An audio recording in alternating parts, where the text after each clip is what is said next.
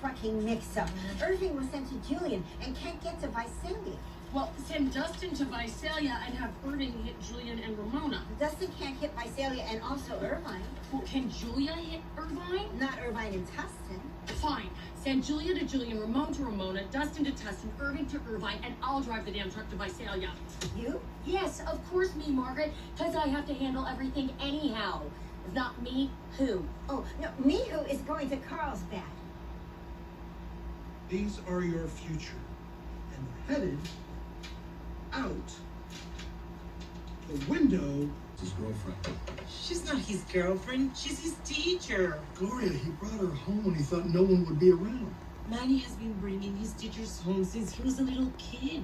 His 9th birthday party turned into a PTA meeting. Gloria, I think you're just not seeing what you don't want to see. Vijay, I see everything. The dentist says your new mouth guard. Well, aren't you gonna greet your daddy, you naughty boys and girls? Come on now. What? I'm talking to your babies. I can't believe they're not running to you. Aww. Oh, there they come. Aww.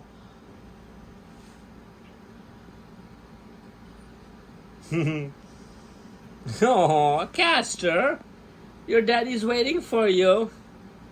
He's waiting on your rape report. Oh.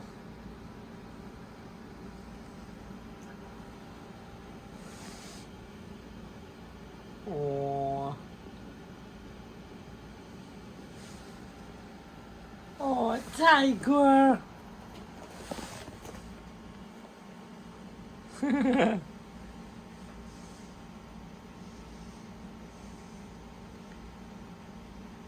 All right, Baron, all your kids are with you now.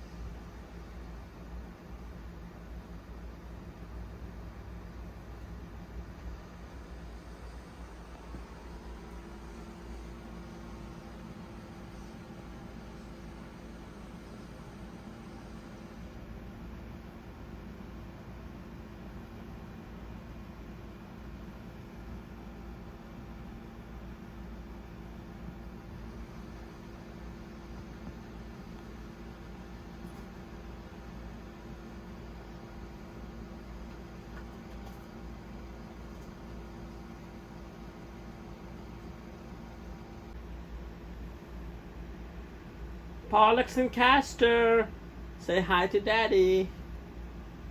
Aww.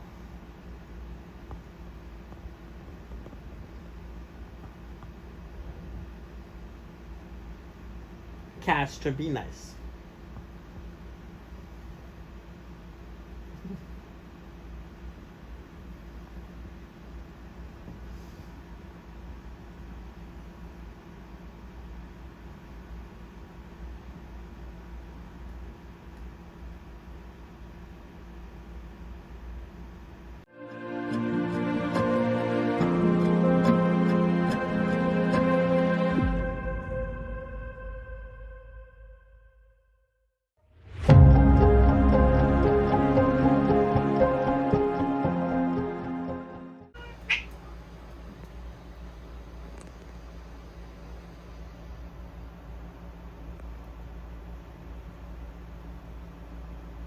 Outlook, whatever, for me and Nicole, and we'll accept it. If it doesn't work with our schedule, we're request a different time, whatever. But if you need it once a week, once a month, twice, whatever, she's like, go ahead and do it. So that I did. I was like, okay, well, but I still am like kind of like, well, when do I do it? I don't know. I'm still kind of like, I don't want to bother you type. Can you figure this out? And it doesn't even have to be work related. It can literally be anything. You can literally ask her, like, I don't feel good, like, what should I take? And she'll be like, okay, let me figure it out for you. Like, it's just Tanya. So I feel like the feedback with us is really open communication. Sometimes I'm scared to tell her stuff just because, like, and it's not even Tanya for me, it's like the upper management. Like, I just be I don't know. I don't want to be like broken record. Like I don't want to do HRAs, and I'm like really scared to tell Tanya like I don't want. Yeah. Me and her will email, or if I need to speak to her, she will allow me to do that. We do our one-on-ones. I don't know if it's monthly or bi-monthly or something, but we do our check-ins where we go over our goals and make sure, you know, you're doing this right or what I need to improve on. And that's when I get to express, you know, I need this from you or I need this from the company. Other departments are weird. Some of them are super cool to help. Some of them are like, why are you emailing me? Email your leads first and then they'll communicate with us. And I'm like, okay. Or just a department will just randomly message you questions, which I'm cool with. I mean, I'll answer them. So Lunch, I took a walk with my dog, but I had walked to the park and I knew on my way back I stood a little bit too long. I should have, you know, came back a little earlier. But I knew I was going to be like a couple minutes late, so I literally walked back and I called the absent line and I said, hey, I'm going to be running a little bit late, like maybe 2 or 3 minutes. And I literally GPSed to figure out exactly what time I would get home to my front door. Left a voicemail. I know Tanya wasn't here, so I didn't want to text her, so I was like, okay, whatever. So as soon as I clocked on, I get an email from Alan, you're late. Sir, I literally called the absent line, like, and then they sent me an email 2 minutes later talking about, oh, I just heard your voicemail. So before you decide to send me this email, maybe you should check the absent line and see if I actually did my protocol and what I was supposed to do. So for me, I feel like some supervisors over micromanage your situation, and then the ones that like she'll just be like, oh, you called absent line. She wouldn't even have said nothing to me. She would have just been like, cool, you just, you know, you did.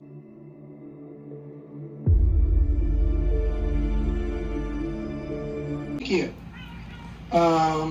Okay, so next question is, imagine you're a perfect lead or supervisor, and what qualities would they have, or what things would they do? So not necessarily, you don't necessarily have to talk about Tanya or whoever your lead is, but just in general, what would make a really good supervisor? So Trisha, what's on your list for a really good supervisor? Somebody who has like the open door policy, where you can go to them, that gives you, you know, good feedback, you know, constructive, that type of thing. Just really, I would have to say good communication and being able